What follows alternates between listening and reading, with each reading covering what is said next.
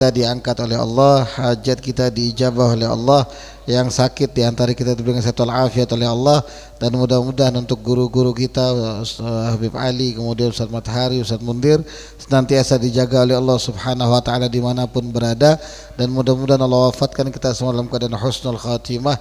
Afiyah juga yang membantu jalsah malam ini dan juga jalsah-jalsah semisal ini di Kota Balikpapan. Mudah-mudahan Allah kayakan kita semua dengan harta yang melimpah ruah, yang barokah, yang manfaat, yang tidak susah, tidak sulit mendapatkannya, tidak pusing menghabiskannya, tidak dihisab di hari kiamat. Dan mudah-mudahan Allah berikan kemenangan bagi kaum muslimin dimanapun berada, khususnya mereka yang berada di Palestina, di Rafah, di Kashmir, di Rohingya, di Afghanistan. Mudah-mudahan Allah berikan mereka semua kemenangan, keafiatan, amin ya rabbal alamin. Alhamdulillah, Allah masih izinkan kita semua bersama-sama berkumpul di jalsah Lailatul Jum'ah ini, jalsah yang luar biasa istimewa. Kita duduk berkumpul bersama-sama mengamalkan salah satu sunnah Nabi besar Muhammad SAW, yaitu memperbanyak membaca sholawat kepada Nabi Muhammad SAW, khususnya di malam Jumat, khususnya di malam Jumat.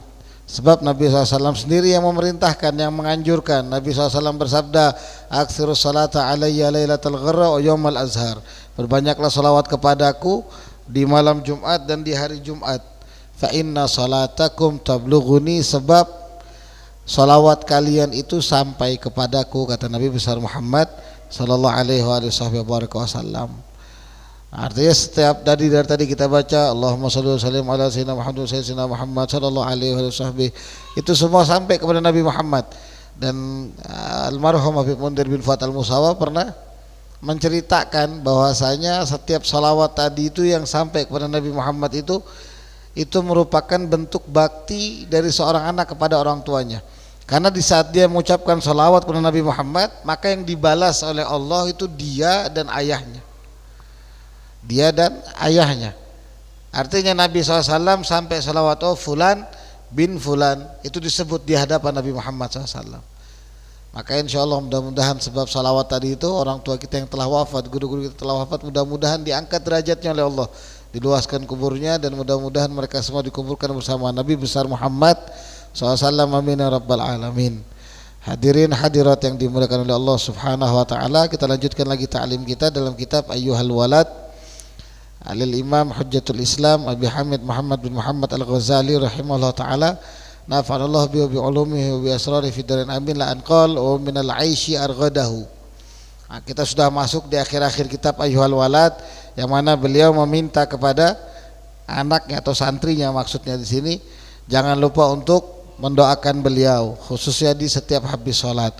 Dan juga beliau menganjurkan kalau bisa nih baca doa ini, katanya, khususnya setiap kamu selepas sholat, yaitu Allahumma inni as'aluka minan ni'mati tamamaha, ya Allah saya meminta kepadamu daripada kenikmatan itu yang sempurna, wa minal ismati dawamaha, daripada perlindungan zahir batinan yang terus menerus, perlindungan yang terus menerus, wa minar rahmati syumulaha, dan juga daripada rahmah, yaitu kebaikan, kasih sayang, dunia, akhirat, agama, semuanya itu keseluruhannya, wa minal afiyati husulaha, dan daripada afiat mudah-mudahan senantiasa ada atau langgang. Itu sudah kita jelaskan juga. Nah sekarang kita lanjut doa beliau.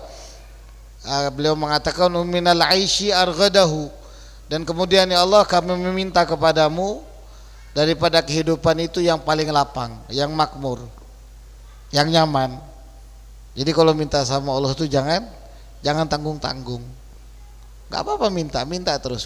Sudah kita katakan fadilah-fadilahnya doa itu banyak sekali. Sampai ada nanti seorang hamba itu dia bilang, kalau tahu ya Allah daripada di dunia dikabulkan, lebih baik di akhirat. Lebih baik di akhirat. Hakata, maka minta sama Allah kelapangan dalam hidup, minta sama Allah kemudahan, minta sama Allah kesuksesan. Seperti tadi banyak sebelumnya banyak yang tanya, kenapa sih setiap majelis pasti doanya apa? Mudah-mudahan dikayakan dengan harta yang melimpah ruah, yang barokah, yang manfaat, yang enggak susah, enggak sulit, dapatinnya enggak pusing habisinnya. Kemudian enggak dihisab di hari kiamat. Itu bentuk kelapangan hidup. Siapa enggak pengen punya harta melimpah? Tapi harus barokah dan manfaat. Naudzubillah, banyak harta yang yang melimpah tapi nggak barokah, nggak manfaat, nggak bisa dibawa mati. Anak pengen bawa harta itu yang bisa dibawa mati, harta itu yang bisa dijadikan amal, harta itu yang bisa bermanfaat untuk orang lain, harta itu yang bisa ngebuat Allah ridho, harta itu yang bisa ngejadikan kita nanti dekat sama Nabi Muhammad SAW. Makanya orang kaya yang dermawan itu sangat dianjurkan untuk sering-sering sedekah. Jangan sampai dia tergoda dengan godaan syaitan hawa nafsu sehingga dia mulai pelit, mulai bahaya sekali. Nanti bisa dipersempit hidupnya sama Allah. Naudzubillah sama naudzubillah. Bahkan di antara kehebatan orang kaya yang dermawan itu nanti dia yang pertama kali masuk surga. Artinya di antara ulama sama orang kaya yang dermawan itu yang pertama kali masuk surga itu orang kaya yang dermawan. Orang kaya yang dermawan. Naam. Wa minal aishi arghadahu, dan daripada kehidupan yang lapang yang makmur, minta sama Allah yang makmur. Ema yu'ashu bihi, apa yang dipakai untuk kehidupan. Ar-raghdu sa'atul aish. Di sini dikatakan yang namanya raghad di sini yang makmur ini yaitu luasnya rezeki. Kan enak kalau punya saldo unlimited. Apa? Ini lagi pembangunan Masjid Al-Wusta. Oh, ini targetnya misalkan sebulan. Itu kalau uangnya pas. Tapi kalau uangnya lebih kan, datang satu hamba Allah yang kaya, yang mobilnya lebih dari satu, parkir di halaman masjid. Udah nanti Pak, saya selesaikan itu dalam waktu seminggu. Tukangnya lembur, dibanyakin sama dia. Bukan gak mungkin. Kalau dia pengen harta jadi harta yang manfaat, yang barokah, yang nanti harta tersebut bakal ngebantu dia.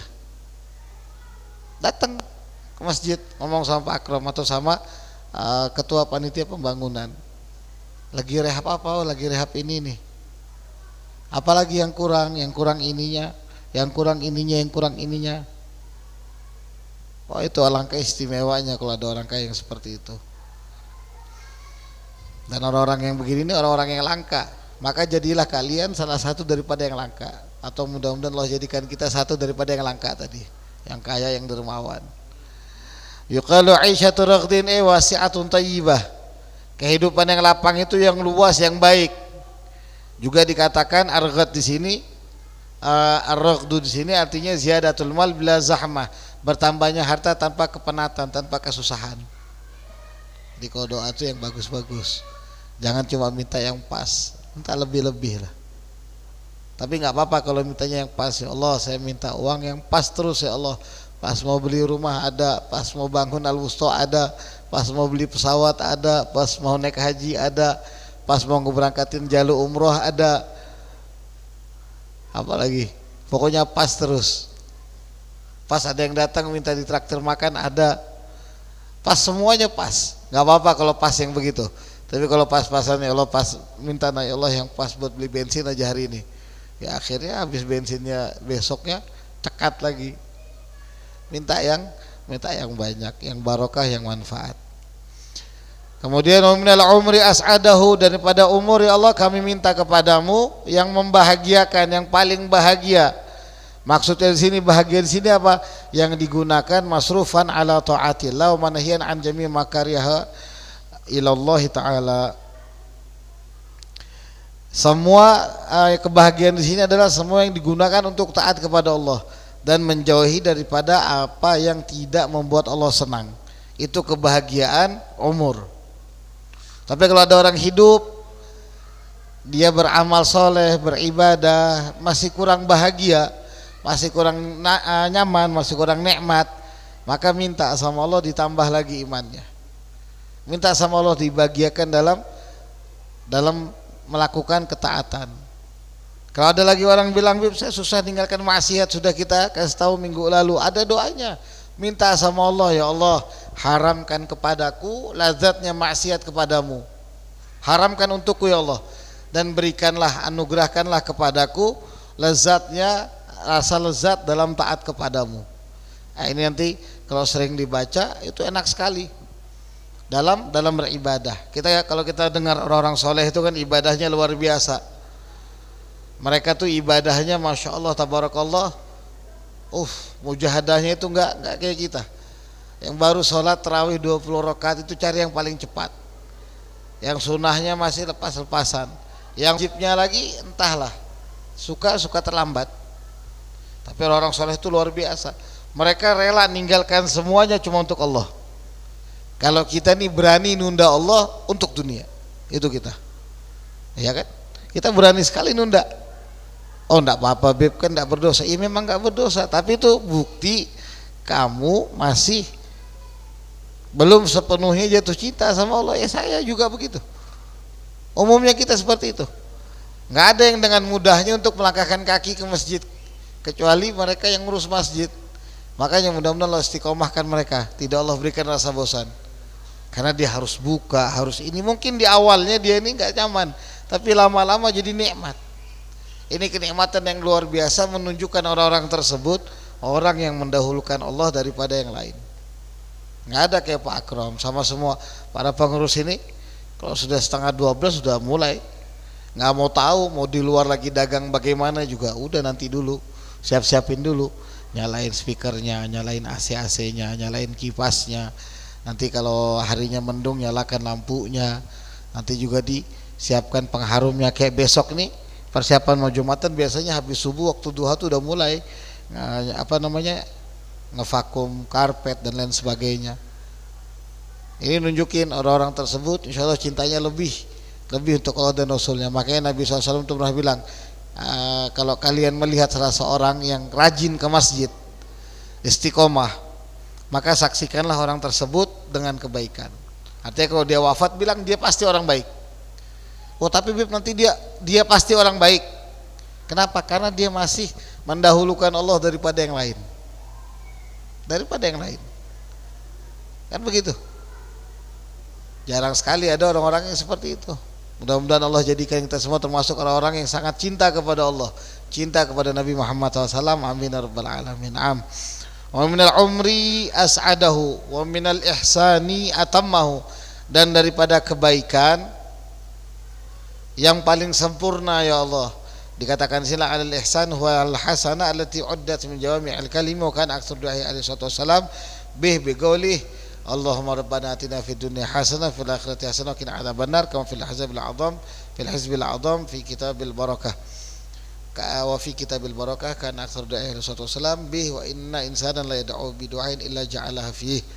Naam, kemudian dan kami minta ya Allah daripada kebaikan-kebaikan-Mu yang paling sempurna. Kesempurnaan kebaikan di sini itu bisa kata syarah di sini dikatakan itu bisa jadi ini masuk daripada jawami'ul kalimnya Nabi. Nabi itu memiliki keistimewaan namanya jawami'ul kalim. Kalimatnya sedikit tapi maknanya luar biasa. Seperti ju'ilat qurratu aini fi shalah, dijadikan kesenangan mataku itu dalam salat. Wah, ini banyak sekali ulama menjelaskan, bisa panjang sekali. Nah, maksud beliau di sini saat Imam Ghazali ngajarkan minal ihsani atammahu, dan berikanlah kebaikan-Mu ya Allah yang sempurna. Maka dikatakan di sini ini bisa jadi masuk daripada jawami'ul kalimnya Nabi Muhammad. Sebab Nabi Muhammad SAW itu diriwayatkan bahwasanya beliau banyak berdoa dengan doa Allahumma rabbana atina fid dunya hasanah wa fil akhirati hasanah wa qina adzabannar. Nabi itu setiap berdoa paling banyak selain Allahumma inna nas'alukal afwa wal afiyah yang sudah kita bahas kemarin, minta afiat, kemudian juga Nabi minta hasanah, kebaikan di dunia, lebih-lebih di akhirat. Lebih-lebih di akhirat. Maka berapa banyak manusia sekarang kalau berdoa ya seperti itu. Nanti dia panjang doanya masih tutup. Allahumma rabbana atina fid dunya hasanah wa fil akhirati hasanah wa qina adzabannar wa sallallahu ala sayyidina Muhammadin wasallam alhamdulillahirabbil alamin. Kan biasa begitu tuh. Atau dia mau pakai bahasa Indonesia, biasanya kalau dulu waktu SD itu kalau upacara kan ada di akhir-akhir mau upacara itu berdoa bersama. Pakai bahasa Indonesia, ya Allah ya Tuhan kami jadikan begini seterusnya. Terakhir nanti Rabbana atina fid dunya hasanah wa fil akhirati hasanah wa qina adzabannar. Maka jadikan ini juga di doa-doa kita. Habis kita minta apa aja sama Allah, minta kenikmatan dunia, minta rezeki, minta istri, minta anak, minta apapun, seumpama kita luput minta maaf sama Allah, maka mudah-mudahan dengan kebaikan tadi itu termasuk daripada kita minta ampun sama Allah. Itu kadang-kadang kan kita kerajinan, lebih rajin minta rezeki daripada minta maaf, daripada minta ampun. Nah maka diwakili dengan Allahumma rabbana atina fid dunya hasanah wa fil akhirati hasanah wa qina adzabannar. Kenapa? Sebab dikatakan di sini ada yang mengatakan, salah seorang saleh mengatakan annal hasanat asyrun, yang namanya hasanah, kebaikan-kebaikan itu ada 10. Khamsun fid dunya, 5 di dunia dan 5 di akhirat. Yang 5 di dunia itu yang pertama ilmu din, ilmu agama. Kemudian yang kedua wal amalu soleh, amal-amal soleh. Yang ketiga wa aklul halal, makanan yang halal. Yang keempat zaujatu solehah, istri yang solehah. Yang kelima al maskanul ladzi yaskunu fi, tempat tinggal yang bisa dia tempati. Ini kebaikan di dunia, kebaikan di dunia. Jadi sudah diwakili. Makanya kalau di beberapa buku doa atau buku-buku wirid, nama doa tadi itu Allahumma rabbana atina fid dunya hasanah wa fil akhirati hasanah wa qina adzabannar, itu disebut dengan doa apa? Doa sapu jagat. Doa sapu jagat, semuanya sudah mencakup semua. Dan ini doa yang paling gampang, jangan dianggap remeh. Nanti begitu disuruh berdoa dilupakan doa ini. Cari yang bahasanya yang aneh-aneh, pokoknya yang terbaru, yang sekiranya apalagi untuk para dai, para khotib biasanya. Wah, dicari doa yang paling susah biar kelihatan keren katanya. Biar kelihatan kayak gimana gitu. Wa khamsun fil akhirah, dan 5 di akhirat. Apa itu 5 di akhirat? Qabulu ta'at, yang pertama diterimanya ketaatan-ketaatan selama di dunia. Wa ghufranu sayyi'at, diampunkannya semua kesalahan, dosa-dosa kita. Wa irdaul khusum, dibuatkan musuh-musuh kita itu jadi ridho, rela sama kita, enggak dituntut kita sama musuh-musuh. Yang keempat wa najatun minan niron, selamat daripada nerakanya Allah Subhanahu wa taala. Bisa jadi berkurang hukumannya, bisa jadi langsung masuk surga tanpa hisab, dapat syafaat Nabi Muhammad. Kita enggak tahu bagaimana caranya. Yang jelas seperti itu, najatun minan niron. Yang kelima dukhulul jannah, masuk ke dalam surganya Allah. Syuf. Doanya Allahumma rabbana atina fid dunya hasanah wa fil akhirati hasanah wa qina adzabannar. Luar biasa, singkat, padat, jelas kata ulama. Makanya sering-sering doa begitu. Bangun tahajud pun seumpama bingung mau doa apa, doa itu Allahumma rabbana atina fid dunya hasanah wa fil akhirati hasanah wa qina adzabannar. Bib, kayaknya kurang serak Bib, kita bangun tahajud ini bisa minta kaya. Allahumma ya qawi, Allahumma ya ghani ya mughni, Allahumma ya kaya. Barokah, manfaat, enggak susah, enggak sulit dapetinnya, enggak pusing habisnya, enggak dihisab di hari kiamat. Allahumma rabbana atina fid dunya hasanah wa fil akhirati hasanah wa qina adzabannar. Selesai. Tidur lagi habis itu. Siap-siap bangun subuh. Karena kita kan bukan kira orang soleh kalau sudah bangun pantang untuk tidur. Orang soleh itu sekali mereka bangun malam, benar bangun, sholat dan lain sebagainya, kemudian sampai waktu subuh mereka sholat subuh berjamaah, kemudian nanti mereka nggak langsung pulang, nggak langsung pergi. Begitu habis salam mereka nggak kayak kita, kadang-kadang kita langsung pergi. Mereka nggak, mereka wiritan dulu, mereka zikiran, mereka berdoa sampai waktu isyraq. Mereka sholat sunnah isyraq, baru nanti mereka ngaji lagi sedikit sampai waktu duha, mereka sholat duha baru pulang biasanya. Kata orang-orang soleh. Kecuali dia ada amaliah lain. Masalah misalkan dia kayak Fakhrul Wujud Syekh Abu Bakar bin Salim lagi dihaulin sekarang ini, Rabbi fanfa'na bi barakatihim. Beliau ya setiap hari ngejamu tamu dengan 1000 potong roti. Ya kalau kata Ustaz Mundir, seandainya kata roti gepeng aja yang dibagikan, paling tidak setiap hari itu nyiapkan 1000 roti gepeng, berarti 1 juta. Itu baru roti gepengnya. Tapi masalahnya beliau ini yang beliau sediakan itu roti gandum.